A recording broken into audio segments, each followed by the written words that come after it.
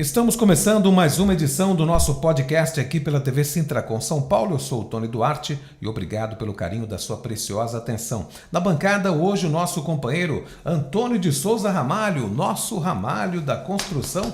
O Ramalho é o presidente aqui do Sintracom São Paulo. Gente, olha, o Sintracom São Paulo é o maior sindicato da construção civil do mundo. Estamos aqui na Sé, no coração histórico da nossa São Paulo de Piratininga. Na técnica, o diretor Ricardo Vieira, auxiliado pelo companheiro Emerson Marques. Acompanhe o podcast Sintracom também na TV aberta, através do canal 53.2, toda sexta-feira, às 20h30, ou seja, às 8h30 da noite. Bom, e hoje temos a grata satisfação de receber em nossos estúdios o companheiro Cícero Ezequiel Timóteo, ele que é filho do saudoso cantor e político Agnaldo Timóteo. O Cícero é dono de uma carreira diversificada, multifacetada, foi atleta profissional, meia esquerda, hein, do Vasco da Gama. Dos melhores. Do Bragantino também, e outros clubes, é claro. Depois abraçou a carreira de produtor musical, desenvolveu trabalhos de sucessos ao lado de grandes nomes da MPB. Foi chefe de gabinete do pai, o Agnaldo, quando este era vereador, é graduado em Ciências da Computação e pós-graduado em Segurança da Informação e Meio Ambiente. Foi diretor técnico nas Secretarias de Esportes e Secretaria de Esportes e Secretaria de Verde e Meio Ambiente aqui do município. Companheiro Cícero, seja muito bem-vindo. Obrigado, Tony. Obrigado, Ramalho. É muito prazeroso estar aqui com vocês, batendo esse papo, falando de todo tipo de assunto, assuntos que envolvam a nossa área social de São Paulo, assuntos que envolvam a cultura, que envolvam o esporte, e muito prazer ser recebido por vocês. Perfeito, e o tema de hoje é, na verdade, os investimentos públicos, companheiro, nessa área, principalmente de esportes, onde você é especialista, né? E também a área de cultura. Ô Cícero, a pergunta que não quer calar, como o companheiro Ramalho disse, nós somos aqui provocadores. Adoro. Nós sabemos de antemão que o esporte é vida, já dizia Luciano do Vale, né? E a cultura é algo que faz com que as pessoas tenham consciência dos seus direitos, dos seus deveres, ou seja, a cultura intelectualiza as pessoas. Se a gente sabe de tudo isso, Cícero, por que o governo, as autoridades, não investem mais nessas áreas? Olha, eu acho que falta projetos que coloquem as periferias, as pessoas que têm menos acesso, essa comunicação está faltando. Eu faço muito projeto para alguns artistas que não conhecem e para artistas que têm relevância, que são celebridades aí no nosso meio, e eles não conhecem as leis que beneficiam eles. Os clubes não conhecem as leis que beneficiam eles, né, Ramalho? Vou te dar um exemplo. Eu conversei um tempo atrás com um artista que tem um grande nome, Brasil, e ele não conhece. E aí eu perguntei para ele: ô fulano, você quer fazer um show em tal lugar? Ele falou, quero fazer. E aí ele perguntou pra mim, quanto que cobra o teu pai? E aí eu falei, meu pai cobra X. Então eu quero ganhar o mesmo que ele. E aí eu falei, não, pra mim não tem problema. Só que você tem que me apresentar 3 notas. Porque é o que a prefeitura ou as empresas que querem investir no teu show pedem. Mas eu nunca precisei disso. Aí eu falei, putz, então alguém fez alguma coisa errada com você, né? Ou você nunca fez esse tipo de show. Por quê? As empresas, quando querem investir, elas querem saber se você realmente cobrou 100 mil ou se cobrou 10. Então elas querem saber, opa, ele sempre cobra 100 mil ou ele sempre cobra 10 mil? Vale a pena pagar? E as empresas e as prefeituras, elas pagam o valor que o artista de relevância merece. Então, elas têm que ter justificativa depois para justificar no ministério, né, e tudo mais. E ele falou, não, mas eu não tenho. Aí eu falei, então não tem como vender teu show. A informação. O que você tem aqui na mão é a informação de poder passar para artistas, para clubes e para tantos outros o que esses órgãos públicos ou privados podem fazer pelas pessoas. Podem fazer para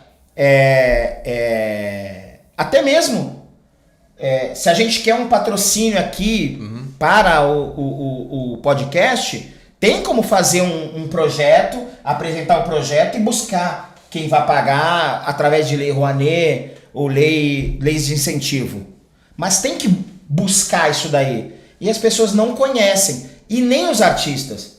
Por isso que as pessoas têm muito preconceito com as leis de incentivo. Com a lei Rouanet. Ai, tudo é a lei Rouanet. Não. Alguém, um empresário, uma pessoa que conhece, busca fazer o projeto da lei Rouanet, Ramalho.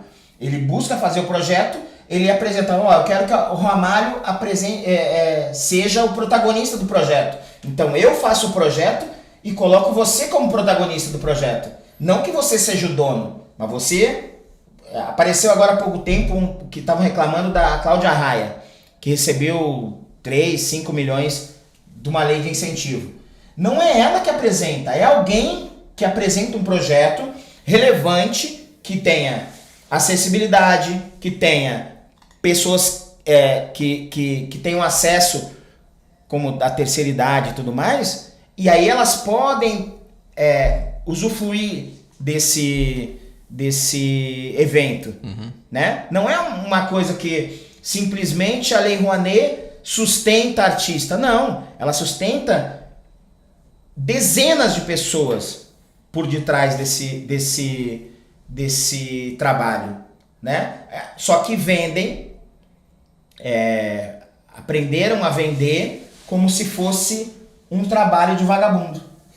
E não é. E de onde você acha que vem essa ideia, então, equivocada de que a lei Rouanet, de repente, é para sustentar vagabundos, entre aspas?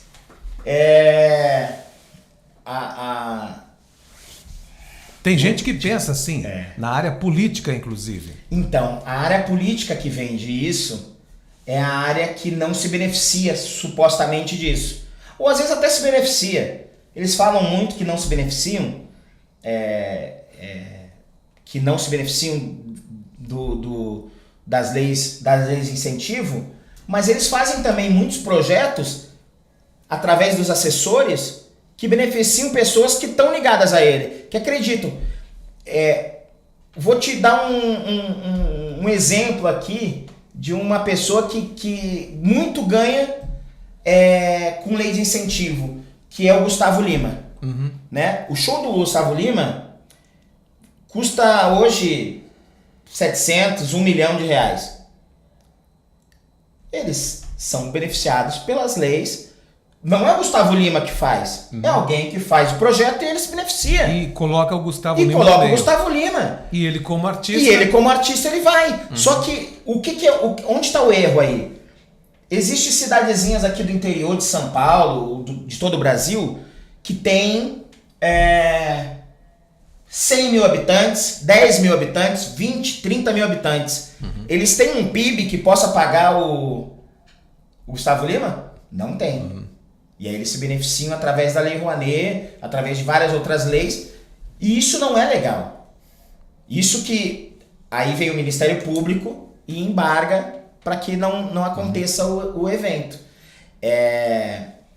Mas essas pessoas merecem um show do Gustavo Lima? Merecem.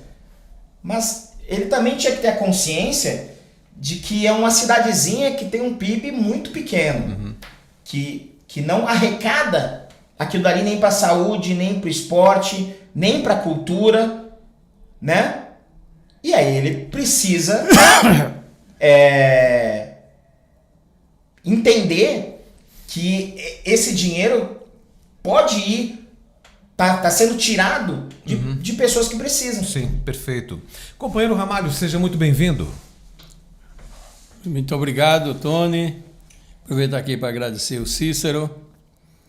O Aguinaldo Timóteo era um amigo, eu encontrava muito o Aguinaldo no Jaça, né? Polêmico, né? E o Aguinaldo Timóteo foi um grande defensor do Lula. Muito. Né? Você imagina o Jaça que 99,99,99,99 é tudo de direita, né? Sim. E a maioria fascista, né? Negacionista, né? Exatamente. E o Aguinaldo metia o pé lá em todo mundo e debatia e explicava, né? Então, Aguinaldo foi um amigo que eu admirava muito, também como artista, né? O cara começou lá como motorista da Ângela Maria. Sim, E era, para mim, um dos maiores cantores, das melhores vozes que já passaram por esse país. Começou como Calbi de Minas, né? Pois é. Mineiro. Cunhó de Caratinga. Pois é, lá de Caratinga. Mas o Aguinaldo, ele sempre estava à frente para defender aqueles mais fracos, né? Aqui mesmo ele fez alguns shows, né? E o trabalhador da construção civil até hoje fala muito do Aguinaldo. A gente vê de vez em quando aí as músicas que mandam para mim aqui, né? São músicas de Aguinaldo Timóteo. Então, agradecer o Cícero por essa conversa que nós estamos tendo aqui. Você já entrou, Tony, numa coisa importantíssima. Dá para a gente ver, às vezes, o tamanho da ignorância nossa. Não é ignorância por maldade, é por falta de conhecimento mesmo. Meu pai, Ramalho, tinha desculpa te cortar. Meu pai tinha uma vez, meu pai conversando, você falou do Silvio, e eu quero te agradecer muito também por estar dando esse espaço para mim, pra gente estar batendo esse papo, tá se falando. Meu pai fez bastante shows aqui para você. Graças a Deus, ele sempre falou muito bem de ti. E meu pai tinha um projeto com o Silvio, que era um projeto para ter 5 minutos, para que as emissoras em geral, não era nem o Silvio só, mas ele falava muito isso pro Silvio, toda vez que ele encontrava com o Silvio, para que ele pegasse alguém de relevância e falasse por 5 minutos, até menos, sobre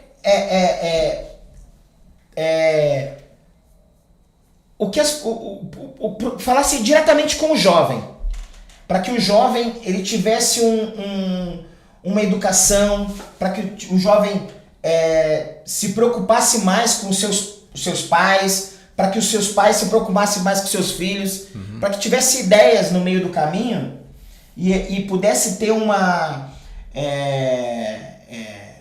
entrosamento, né? De eu entender o que tem o público, né, para me dizer e o público entender o que eu tenho também para dizer. Falar sobre todo tipo de coisas, sobre sexualidade, falar sobre esportes, para que não tivéssemos brigas nos estádios, né, como a gente tem até hoje, para que falássemos sobre, falei sobre a sexualidade, para que o que você entende sobre família não seja algo absoluto, né? Nós temos famílias, homens, né? Que têm filhos que adotam, mulheres que têm filhos que adotam, né? Para que falasse sobre a cultura, para que nós falássemos sobre as leis. Coisa rápida. Pega uma pessoa com conhecimento como você, Ramalho.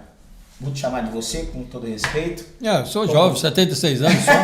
É um menino. Que aqui um dia 77, né? Como o Tony. Tony é mais velho. Para passar conhecimento. O que vocês têm de conhecimento, e as pessoas que nasceram em 80, 90, elas precisam saber. Eu aprendi muito com meu pai, principalmente sobre música. Imagina, eu era proibido de escutar qualquer coisa que não fosse Aguinaldo Raiol, que não fosse Calbi Peixoto, Nelson Gonçalves, Ângela Maria, Nelson Gonçalves, Nelson Ned, Moacir Franco, sim. Adilson Ramos. Ele educou o seu ouvido, né? Sim, hoje eu falo com a minha esposa, a gente gosta de assistir alguns realities de música, a gente fala, nossa, não canta nada. Sim. Por quê? O meu ouvido foi educado por... Isso não significa que a pessoa não possa gostar do que... Mas essa educação. Então, a gente precisa, Ramalho, que você, que o Tony, utilizem 1 minuto. Nem que você faça aí 300 vídeos falando sobre assuntos que eduque as pessoas. Mas vamos combinar, o teu pai era um cara universalista. Porque o Ramalho está levantando uma lebre aqui que pouca gente sabe. Que o Agnaldo Timóteo era um fã ardoroso do Lula e o defendia. Sim. Mas o Agnaldo Timóteo era malufista também. Muito. Você percebe que ele tá... Defendia com unhas e dentes. Defendia com unhas e dentes, ele estava num polo e estava em outro. Ou seja, era um cara universalista, cabeça. Assim... Ele defendia pessoas. A gente veio... Sim. Ele não era... O pessoas. O Agnaldo nunca foi de ideologia. Sim. A ideologia do Agnaldo era ajudar as pessoas, era cantar, era divertir as pessoas. Era dar razão para quem tinha, né? Sim. Que é uma coisa, Tony, que a gente defende muito hoje. E eu acho que isso tudo, a gente debate com isso, é muito importante. Nós acabamos de fazer um aí com o delegado da Delegacia do Meio Ambiente, doutor João Batista, né? Sim. Que é a conscientização das pessoas. Nós falamos aqui no início, às vezes, a ignorância. Não é ignorância porque o cara é maldoso, mas às vezes a ignorância por falta de conhecimento. Falta de conhecimento. E quando o cara se apega a uma ideologia, aí ele se afunda naquilo. Tem 3 coisas no Brasil, ou no mundo, no planeta, que se a gente não for equilibrado, nós entramos num conflito enorme. Uma delas é futebol. Se perguntar qual é o melhor time do mundo, eu vou falar que é o Corinthians. Né? Sim. Seu time eu não sei qual que é. Sou gremista. Gremista, né? Eu sou Tony. São Paulino. São Paulino. Tem o palmeirense. Você é viúva aqui. do Renato Gaúcho. Sou e sempre serei. A outra coisa é religião, né? Cada um que vai lá, ele acha que a católica é a melhor, o evangélico, ou seja, o judaísmo, espírita, né? E o terceiro e último é política. Por isso que o Agnaldo era um político e que ele defendia quem tinha razão, não era ideologia. Então, ele foi um grande defensor do Maluf, eu também fui. Briguei com o Maluf, mas era um grande meu pai amigo. foi defensor do Maluf, do Collor. Pois é. Né? Porque o que importa muito, Tony, é o momento que você está vivendo para a gente conscientizar as pessoas. Senão nós vendemos essa coisa absurda do negacionismo. E aí as pessoas que são simples, têm cabeça limitada, nós falamos disso lá no podcast passado, Sim. que muitas pessoas eles administram bilhões de dinheiro, né, 5, 6 mil funcionários, e tudo com muita competência, tem 6 universidades, mas ele não aprendeu a administrar a mente. Ou seja, a sua cabeça ele não consegue, que leva às vezes muito a suicídio. A ideologia deles acaba falando muito maior do que... Muito maior. Do que... Tem alguns pontos que a gente está debatendo e aí a gente às vezes nem percebe porque não são discutidos. O governo anterior, Bolsonaro, eles criaram o saque aniversário do FGTS. Você, no seu aniversário você pode sacar uma quantidade, só que se você sair da empresa, você pode ficar até 2 anos sem sacar o fundo de garantia que está lá. Ele fica preso. E aí, lógico, lá no esquemão do Bolsonaro, né, eles arrumaram uma forma que eu posso financiar o saque aniversário. E aí nós já temos hoje 21 bilhões comprometidos por 30 anos. Aí foi votado essa semana que nós temos o doutor Belém, que é o nosso conselheiro no FGTS. Sim. Ele me ligou antes e tal, e eu falei, não pode aprovar esse projeto que é importante. Felizmente passou.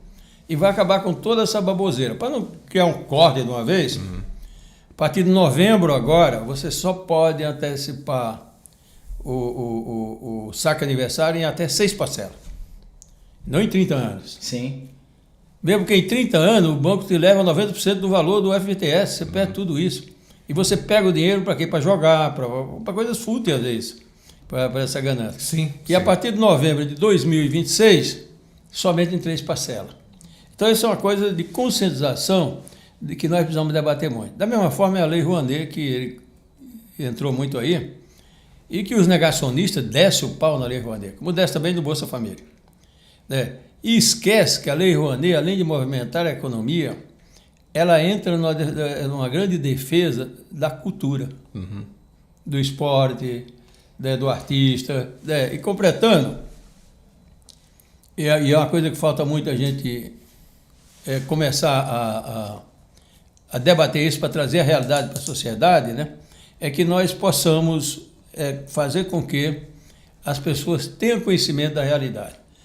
Daí não precisa brigar nem nada. Você sabe como funciona a Lei Rouanet? É isso. O cara sabe que os fascistas, os negacionistas, é contra que isso é lugar de vagabundo, que é para lavar dinheiro, Exatamente. que é coisa do PT, que é coisa da esquerda. E não sabe como é que funciona. E não sabe como funciona. Sim, sim. Não sabe como funciona. Eu vou dar um exemplo para vocês de coisas que também eu tenho a minha ignorância, falta de conhecimento, porque às vezes nós somos muito pragmáticos e vamos muito para o lado de imediatista. Eu uma vez fui convidado para uma reunião na Abrainc, que a Abrainc é a nata da construção. 49 empresas que manda no Brasil e manda uma parte no mundo.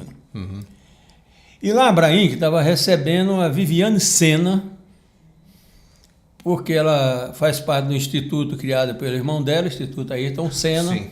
E o McDonald's, uma vez por ano, eles doam toda a renda de um dia para Viviane Senna. Não para Viviane, para o instituto. E o Eliron, que é o fundador da Cirela, que doou 60% de todo o seu patrimônio, chega perto de 2 bilhões de reais, ainda vive para a filantropia, e continua doando 10% do que ele ganha, ele continua ganhando muito dinheiro fazendo negócio, é uma das maiores construtoras do Brasil. Ele pegou o microfone e perguntou para ela, escuta, quanto vende um dia do McDonald's nesse seu projeto? Ela falou 5 milhões de reais. E aí ele falou assim, bom, 5 milhões de reais eu vou assumir, eu vou doar. Os demais empresários doam para outra coisa, que eles quiseram. E eu estou ali, ele estava deputado, eu fiquei olhando assim para ele e tal, né? E, perplexo. Mas não falei nada, né? Até porque eu não conhecia o projeto. Eu sabia que existia, não sabia o que faz. Talvez eu estivesse na mesma ilusão de dizer que a Lei Rouanet não serve para nada. Não serve para nada. Que fazer filantropia é coisa de bandido, que é não sei o que, é para proteger menor que não chega em lugar nenhum. Sim. Né? E quando eu fui despedir dele, eu falei, parabéns, Lê. Parabéns não. Você olhou para mim com muita desconfiança. Você conhece o Instituto? Não, só por imprensa, né? Então você vai lá no meu escritório, eu vou pedir para marcar para você conhecer o Instituto. Eu não tenho tempo de explicar aqui. E é lógico, eu cheguei aqui, a primeira coisa que eu fiz, liga para a secretária do Eli e marca uma hora. Eu agora fiquei curioso, porque eu também não conheço. Sim. Cheguei lá, ele me recebeu com água, cafezinho. Ramalho, deixa eu te falar uma coisa. Nós ficamos tão pouco tempo aqui na Terra, é muito pouco tempo. Se a gente não servir as pessoas mais necessitadas, o que eu vim fazer aqui? E eu volto à pergunta, você conhece o Instituto Ayrton Senna? Eu falei, menor ideia. Desde muitos anos que eu escuto falar. Não sei nem o que faz. Pois ele foi o tamanho de ignorância, não ignorância por maldade, mas a ignorância por falta de conhecimento de pesquisar. O Instituto Ayrton Senna já formou 33 mil jovens. 60% desses jovens hoje eles são empresário, banqueiro, bancário, piloto de avião, médico, dentista, cientista. E se não tivesse um instituto como esse, que tem vários por aí, você sabe o que seria desse jovem, Ramalho? Eu até imagino. Mas é o que você está imaginando. Ele estava preso, Sim. estava nas drogas, eles estavam, em vez de estar contribuindo para o Estado, que é em todo mundo, o Estado estava tendo que gastar uma fortuna na justiça para manter na cadeia. Ele falou, essa é a coisa que vale a pena. Ele falou, eu faço parte de um grupo de 10 grandes filantrópicos no mundo. O que mais doa é o Bill Gates. Eu falei, e o segundo é você? Não sou o segundo, mas eu estou entre os 10. Legal. E ele falou uma coisa que é importante, porque você é da área do sindicato, da área dos mais fracos, dos que têm menos voz. E que às vezes são até discriminados, tem preconceito e de alguns empregadores. Que esquece que esse trabalhador ele é patrimônio da empresa. Ele é sócio também da empresa. E esquece ao mesmo tempo que ele é o cartão de visita de uma boa empresa. E ele falou, eu tenho funcionários há mais de 40 anos que mesmo aposentados eles continuam trabalhando comigo. E eles têm um orgulho enorme de falar a minha empresa Cirela. Eu falei, eu já tenho ouvido falar muito, eu estou falando com o cara, ele falou, lá na minha empresa. E aí eu pergunto, você tem empresa? Na empresa que eu levo o pão de cada dia para casa, que eu estou lá há tantos anos, que eu cresci. Que me respeita. Que comecei como servente, cheguei num cargo tal. Por isso que essa coisa que você comentou muito aí, ela é muito importante e às vezes a sociedade precisa estar mais esclarecida. Por último, uma das maiores pouca vergonha é o assalto que fizeram os aposentados com a Previdência Social. Uhum. A princípio fala em 7 bilhões, vai lá saber quanto que é. Sim. Né? A princípio. Precisa ser investigado e o responsável colocado na cadeia. Porque tudo leva a crer que também foi uma máfia construída no governo Bolsonaro. Sim. Começou lá. Começou lá. Pode ter sindicato envolvido? E se tivesse muito pouco, são 2 sindicatos. Uhum. E os envolvidos são 11. Então os caras criaram uma manobra enorme para poder lhe dar uma lista, esse tal de Careca, mas ele com certeza ele só deve ser o chefe. Vamos chegar numa ramificação enorme. Dá uma lista enorme de aposentados, que você vai lá na internet e você tem acesso, você coloca a sua, né? Para eu falsificar a assinatura que inclusive, e colocar o cara como sócio. Que inclusive fez doação. Sim. Para a campanha. Fez campanha, mas eu nem falo muito da doação. É a forma como os caras fazem para assaltar o cara pobre. E o aposentado, Tony, mesmo ele ganhando um salário mínimo, aí tem um desconto lá de R$20, ele não percebe. Ele, aliás, eu acho que ele nem recebe extrato. Ele não tem... Eu, na realidade, como eu não uso a minha aposentadoria, quem sabe o quanto eu ganho e as coisas é minha mulher, porque ela vai lá e vê. Agora imagina esse coitado que recebe lá um salário mínimo e meio, ele nem recebe. E se apoderaram disso para enfiar a mão em mais de, por enquanto, 70 bilhões, é o que fala, ou 7 bilhões. Mas deve ser muito mais. Volto lá no que nós voltamos no começo. Nós precisamos conscientizar no meio ambiente, conscientizar que a Lei Rouanet é uma lei que investe em cultura. Investimento em cultura. Investimento. E que o Brasil investe muito pouco em cultura.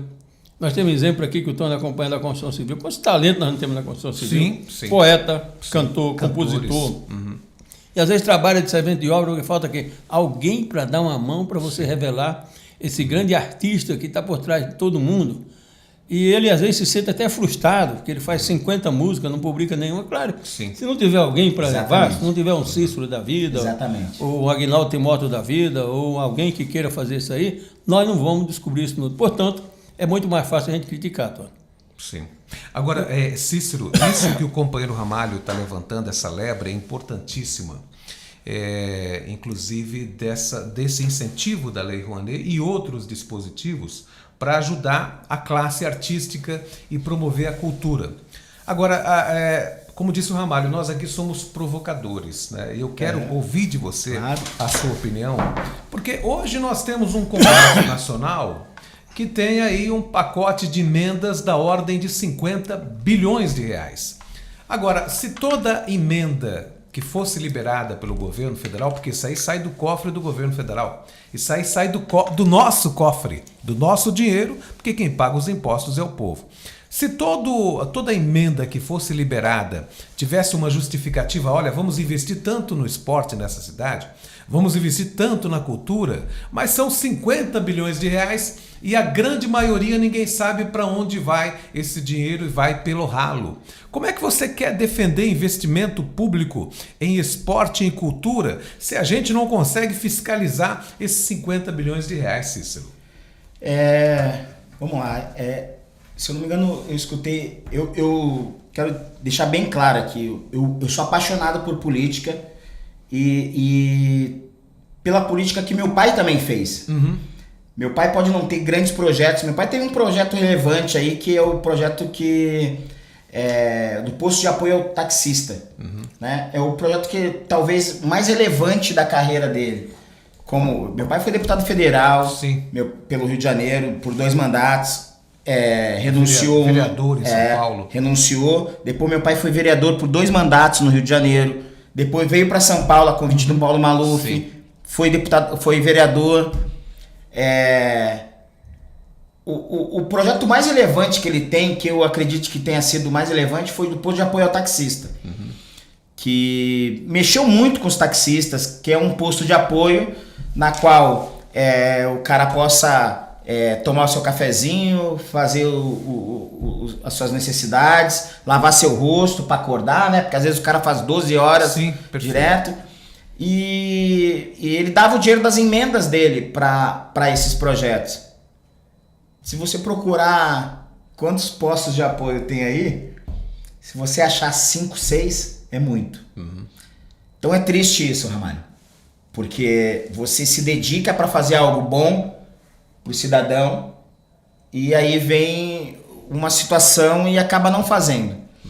Mas meu pai, como deputado, como vereador, ele foi um cara que ele bateu em algumas teclas muito legais, assim, de projetos e tudo mais. Não foram em frente. Como que hoje a gente utilizando o Ramalho, a Adriana, utilizando pessoas que, como o presidente Lula, Sim. né? Que ele quer projetos que aconteçam. Não é projetos que fiquem no meio do caminho. Projetos que aconteçam. Eu sou um fã incondicional do presidente Lula, tá? Que fique bem claro. Sim. Meu pai faleceu de Covid, então, tipo, não... Pra você ter uma ideia, mais ou menos, meu sogro faleceu dia 31. Meu sogro, seu Mário, faleceu dia 31 de março.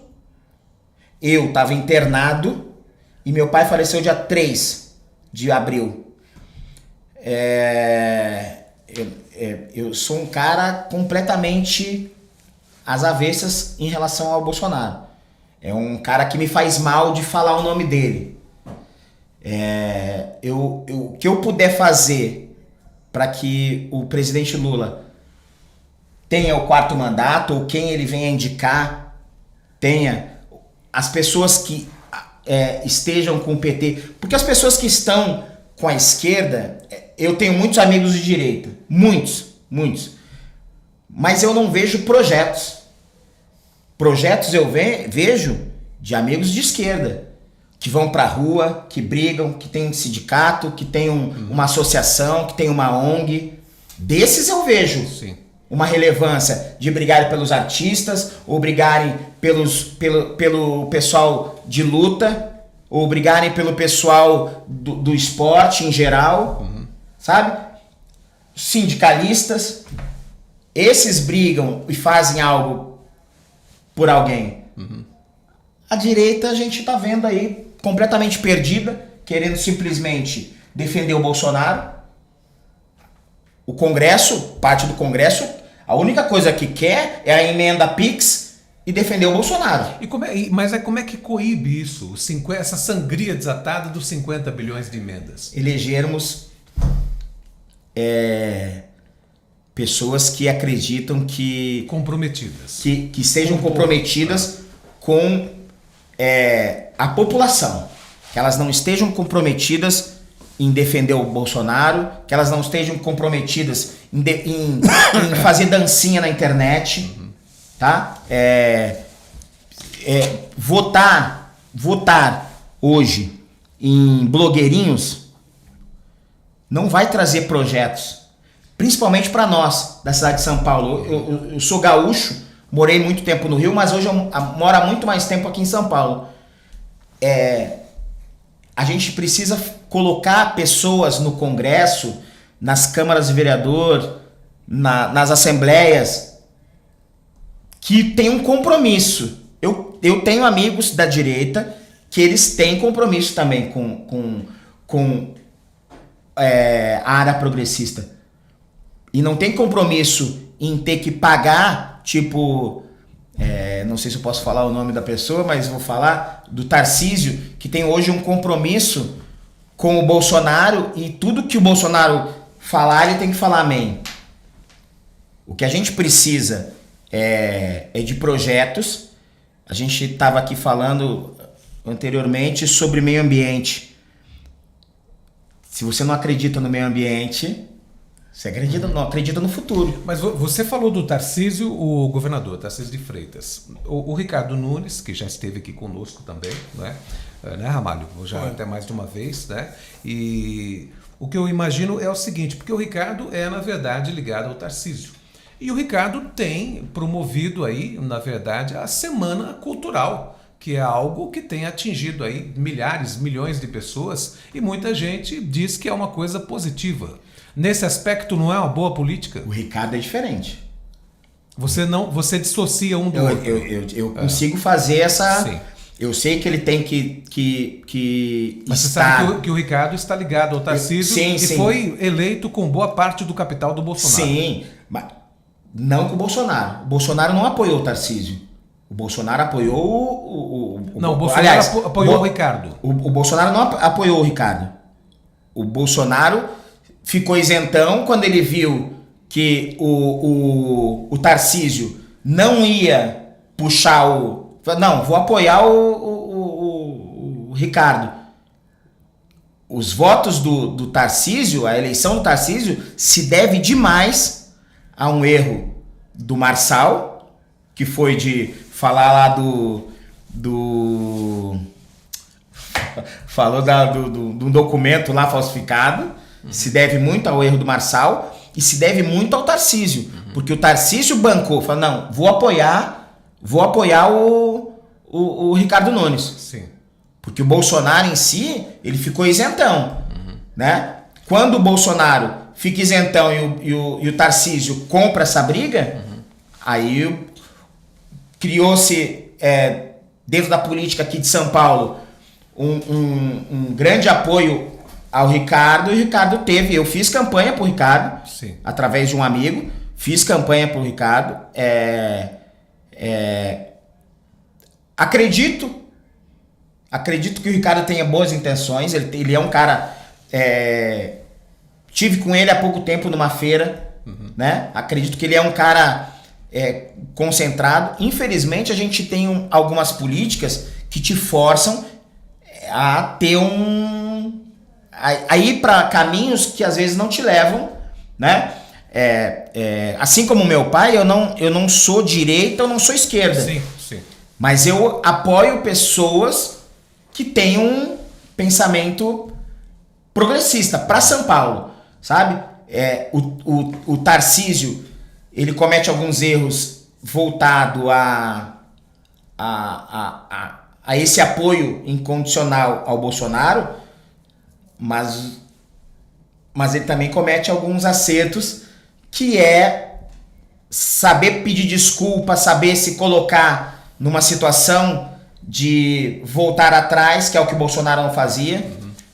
O Bolsonaro perdeu a eleição justamente por causa de não saber reconhecer um erro na qual meu pai caiu de vacina e tudo mais. E hoje o Tarcísio, embora seja um cara forte, seja um cara que tenha prefeitos e prefeituras na mão, não tem uma legitimidade assim de popularidade, né? Justamente por apoiar incondicionalmente o Bolsonaro.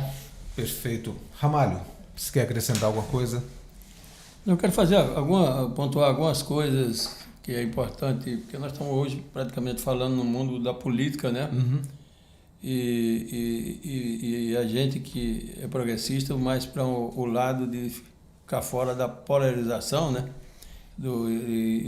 Da ideologia.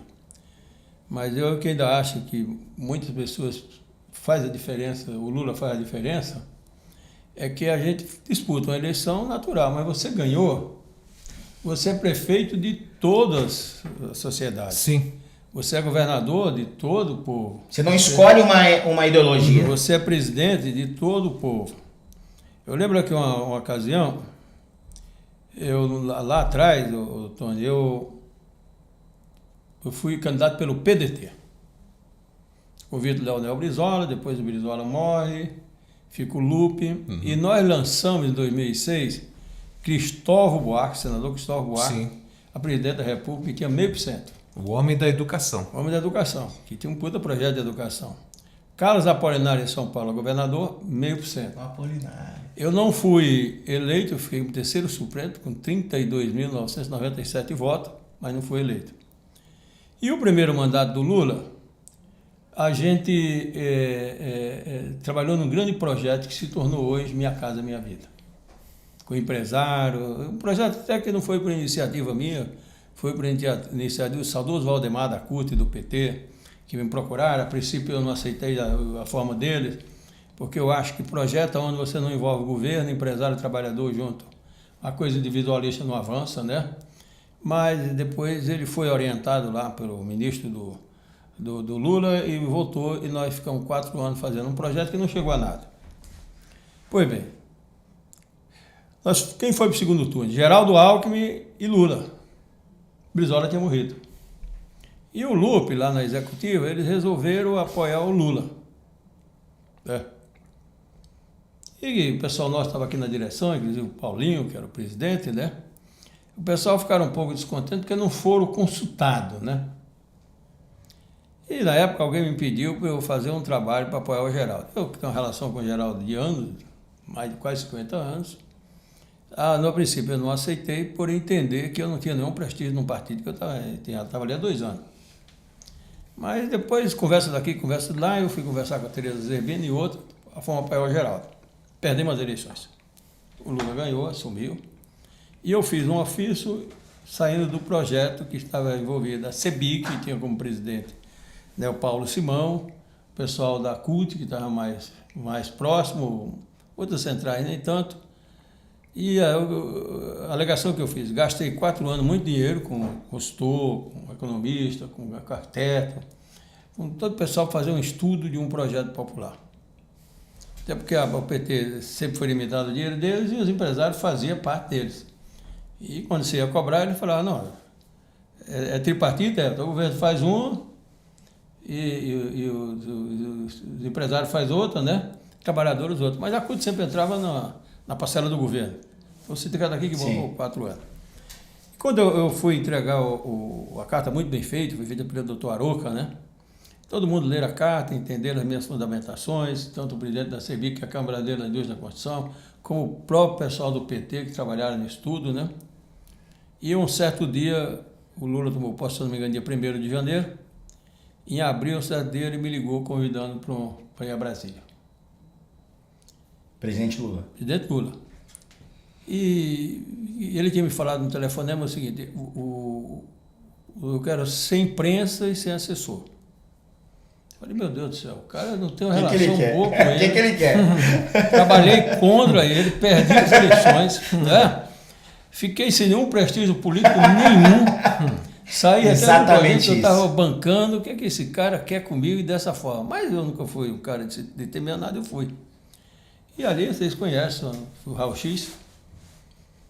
Eu estou numa fila enorme ali, um calor danado, você pode estar gravado aqui no Brasil, tem dia que queima a gente, né? Se vê um grandão assim, fica... Você deve ser o deputado Ramalho da Constituição. Eu falei, ainda não, eu sou o terceiro suplente, quem sabe se eu matar uns 2 aí... Vai fazer. Se eu matar uns 2... Ele falou, não, a fila está muito grande, e parece que o senhor tem, parece que você na audiência com o presidente Lula, que é uma coisa muito rápida, né? Eu falei, eu não sei, ele me convidou e no fundo eu falei para ele que o presidente não convida, convoca, né? Não sabia nada, ele falou, eu também não sei. Aí nós entramos, quando chegamos, entramos no acesso, acabei de entrar, o Lula entra assim, porra, cara, que é isso, cara? Você vai ficar esculhambando comigo, que negócio é esse, né? Coisa absurda essa aí, né? Eu não esculhambei com ele, também não quis dizer que não fazia, eu só perguntei. Porque algumas críticas a gente sempre faz, né? Falei, presidente, eu estou exagerando, é isso, né? Isso prova que chamou, o senhor foi relevante, chamou atenção. Ninguém chuta cachorro. Aí ele falou, não, estou brincando. Vocês precisam criticar muito mais, amor. Meu pessoal aqui fica protegendo. Isso aqui é um lugar desgraçado. Você chega aqui para fumar um cigarro escondido, para tomar uma cachaça escondido, para fazer aquilo que vocês fazem por aí, nem pensar. Você não sabe o que eu faço por aí? Eu falei, mas não entendi nada. O senhor me convidou, convocou e... Ele falou, pô, você é pai de um projeto importante. E você saiu do projeto? Eu fundamentei tudo que tinha saído, tinha gastado muito. E também pude desacreditar, ficar 4 anos fazendo isso. E aí ele falou assim, Ramalho, os 4 primeiros anos eu não tinha condições de fazer. Agora no segundo mandato nós vamos fazer. O projeto de vocês é para fazer quantas casas? Falei, nós montamos com 50 mil, 100 mil, depois nós resolvemos pôr no papel 200 mil casas. Que é o Minha Casa Minha Vida. Minha Casa Minha Vida, mas o nome virou depois, sempre não tinha nome, né? Mas se a gente fizer 100 mil casas, é moradia pra caramba, presidente. Aí ele falou que 100 mil, rapaz, nós vamos fazer 2 milhões, depois mais 2 milhões, não sei o quê. Pensamento E eu, para quebrar o gelo, levei na brincadeira. Eu pensei que mentira no PT era só mais embaixo. Mas já vem do chefe. O chefe como? Eu como mentira. Pô, esse nível? Como mentira, né? E aí ele falou, olha, eu queria pedir para você fazer parte do projeto. E chamou lá um general, pegou no telefone, ligou para o Paulo Simão, que era o presidente do CEBIC. E aí falou, Paulo, você falou que o cara era difícil, né? Faz 2 anos você tenta conquistar uma menina, não consegue. Aqui foi 2 minutos, já tá tudo certo. Você pode recebê-la aí, né? E, lógico, confirmou. E ele falou, você sabe qual é o Paulo? Foi pelo tom do projeto, deve ser o Paulo Simão da CEBIC, né? Foi ele mesmo. Aí falou pro general, pega o motorista, leva ele lá na CEBIC e depois no hotel. Eu falei, não, leva pro aeroporto que eu vou voltar para São Paulo, né? E quando cheguei lá, eu falei isso com o Paulo. E o Paulo falou assim, no dia que ele te ligou, nós não tínhamos, nem eu tinha o celular seu, nem ele, nós ligamos lá no sindicato, ele tinha me chamado para a gente ver como é que retomava esse projeto. E eu falei, o cara mais atuante no projeto, que mais fez, pediu para sair, fez um ofício, assim, sabe? E aí o Lula falou, posso falar com ele? Pode. E na conversa toda, o Lula me falou uma frase lá, quando eu disse que perdi as eleições, fiquei sem prestígio, depois apoiei o Geraldo Alckmin e tal. E ele falou, Ramalho, a campanha é até o dia das eleições. Ganhou ou perdeu, quem ganhou tem responsabilidade de governar para todos. Sim. E nós estamos aqui preocupados com o Brasil. Tanto é que o projeto nosso, o nome era outro, nem lembra mais, tinha uns 3 nomes. E aí a Dilma falou, eu quero que seja o projeto Minha Casa Minha Vida. Eu falei, mas o outro não é mais bonito, não sei o que, os empresários também. Ramalho, não reclame não, porque você faz parte de um projeto de São Paulo que tem Minha Rua, Minha Casa, criado pela Marta Suplicy, do lado do seu sindicato, que você ajuda a formar. Vamos espelhar nisso, né? Eu falei, é verdade. Minha rua, minha casa. É mesmo, aqui do lado, né? Minha rua, minha casa. Formação, com um monte da de época coisa. da Marta. Sim. E resumindo, depois eu conto para vocês, numa outra oportunidade, o desenrolar de estudo que nós trabalhamos, e no dia de apresentar o projeto, chamaram lá os presidentes das centrais, não entendia nada de Constituição, né? Estava lá o meu irmão, Ricardo Patá, Paulinho da Força, que pode entender de metalúrgico, mas não entende nada, né? E nós acabamos dando uma atropelada lá e saiu esse projeto, que realmente, 3 anos, 2 milhões de moradia, mas ficou mais 2 milhões contratados. Que aí não avançou muito, porque a Dilma criou o PAC, Programa de Alimentação de Aceleração do Crescimento, e infelizmente ela não fez a mesma jogada que fez o Bolsonaro, vocês já acabaram de falar aí, Sim. Que é orçamento secreto, com emendas, né? Que ninguém sabe para onde vem, nem para onde vai. Ela quis fazer muito certinho e derrubaram. Golpe de um grande amigo meu, mas é um golpista, né? Mas eu respeito, porque é um grande político, um grande constitucionalista, o Michel Temer. Né? Temer. Mas foi um golpe, deram um golpe nisso ali. Inventaram a pedalada fiscal. Inventaram né? a pedalada Que a primeira coisa que fizeram pós-golpe foi aprovar um projeto que para poder fazer. Perfeito. Pode fazer essa comparação, Tony, eu quero lembrar uma coisa do Ricardo, que eu admiro pra caramba, acho um puto administrador, só que ao contrário do Lula, quem não votou nele, ele nem atende mais o telefone. Que é isso. Antes eu mandava uma mensagem para ele, 5 horas da manhã, ele respondia, eu com o telefone continuo mesmo. Hoje eu mando, ele nem visualiza. Então significa que... Terceiriza. Não é quando precisa. Não é o prefeito para todos os habitantes de São Paulo. Sim. É um prefeito para quem apoiou. E é claro que eu acho que eu não vejo nenhuma maldade nele, é que ele tem em volta dele uma dele. corja de assessores mau caráter, desgraçado, sim. É que possível. trabalham para fazer política suja. possível. Eu acho que perder eleição, ganhar eleição faz parte. Existem duas formas de eleitor. O que gosta de política e o que não gosta de política. Qual a diferença? O que gosta de política, quem não gosta de política é governado pelos que gostam. E a maioria dos que gostam, como Bolsonaro e outros, são ladrões. E você vai ter que engolir, porque no dia da eleição você não foi votar, você preferiu pagar multa, você votou branco e nulo. Né? Então, essa mudança toda, Cícero e Tony, que nós precisamos trabalhar para conscientizar a pessoa. Aliás, nós só estamos falando aqui de conscientização. Se eu não conscientizar para o camarada que tudo que ele está passando agora não é culpa do governo, o Lula tem suas falhas também, mas também não foi culpa do Bolsonaro, a culpa é dele que votou errado, a culpa é dele que não fiscaliza, a culpa é dele que ele nem foi votar. E às vezes é um ódio gratuito, porque o Lula tem muito disso, que as pessoas têm um ódio gratuito dele. Aí você pergunta pra pessoa, tá, mas por que você não gosta do Lula? Ah, não gosto do Lula. Opa! Você não sabe nem por quê. Se eu Não falar tem uma para vocês, justificativa. vocês que a primeira vez que eu votei em Lula foi em 2022, A primeira vez agora. primeira vez, agora.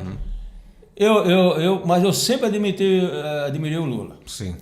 Quer dizer, por que eu estava antes no MDB, depois no PSDB, em 2002 eu votei no Fernando Henrique Cardoso, e aí, em 2006, no Alckmin. Cristóvão Buarque antes, né? Sim. Foi Alckmin no segundo turno. 2010 no Serra, 2014 no Fernando Henrique, não votei na Dilma. Quer dizer, No Aécio, né? 2014. 2014 no Aécio, Foi desculpa, Aécio Neves. É o mesmo grupo, né? Mesmo grupo. Mas eu sempre respeitei o Lula, o cara que vem lá do Nordeste, sempre defendeu o pobre. Agora também não justifica eu estar num partido, então muda de partido, não é candidato, né? Eu estar num partido fazendo campanha para outra pessoa, mas eu nunca ataquei o Lula em nada. Sim, perfeito. O Ricardo Vieira já acenou, nós não temos mais tempo. Ô Cícero, faça o seu comentário final e deixe também aí os seus contatos. Quero agradecer, foi muito bom estar com você, Ramalho. Eu só aprendo, isso para mim é muito bom. Se precisar de mim, pode contar comigo qualquer momento, de verdade. Tony, a mesma coisa, pode contar comigo. Estou nas redes sociais como Cícero Ezequiel RT, né? No meu Instagram. Se quiserem projetos voltados à música, artes cênicas, Perfeito. a cultura, qualquer situação, pode me procurar. 11 99174 2207. Perfeito, Tá bom? Cícero. Ramalho, você quer fazer mais algum comentário final? Agradecer a você e ao Cícero, eu acho que foi um bate-papo importante, porque nós estamos aí, como se diz, dando uma chacoalhada na sociedade. É dizer para o eleitor, é dizer para o trabalhador, é dizer para o empresário que nós precisamos debater. O saudoso Ulisses Guimarães falava que tem uma coisa que político tem medo, é o povo na rua. Que não adianta a gente estar rotando marimbondo aqui. E que a democracia ela é um campo realmente para você debater as ideias. Não é para ofender ninguém, né? Não é para a gente fazer um trabalho negativo, mas é para construir junto. E nós queremos construir junto com o governo, seja ele qual for, né? Com os trabalhadores, com os empresários, com os artistas, porque eu acho que só tem um caminho, Tony, através do debate para se chegar em algum lugar. Senão fica o pensamento meu, e o pensamento meu pode ser uma ditadura. Você está falando do povo na rua, só para terminar, a PEC da bandidagem só não passou justamente porque o povo foi para a rua. O povo foi para a rua. Foi. Bateu no peito e falou, opa, em todas as capitais brasileiras. A gente não quer isso e ponto final. E a imprensa não divulgou muito isso aí. Exatamente. Mas, gente, não temos mais tempo. Cícero, obrigado. Tony, Ramalho, muito grande obrigado. abraço. Ramalho, muito obrigado. Deus te abençoe. que agradeço. Te dê saúde e paz. Abraço. Perfeito, gente. Voltamos numa próxima oportunidade. Fiquem todos com Deus e até lá.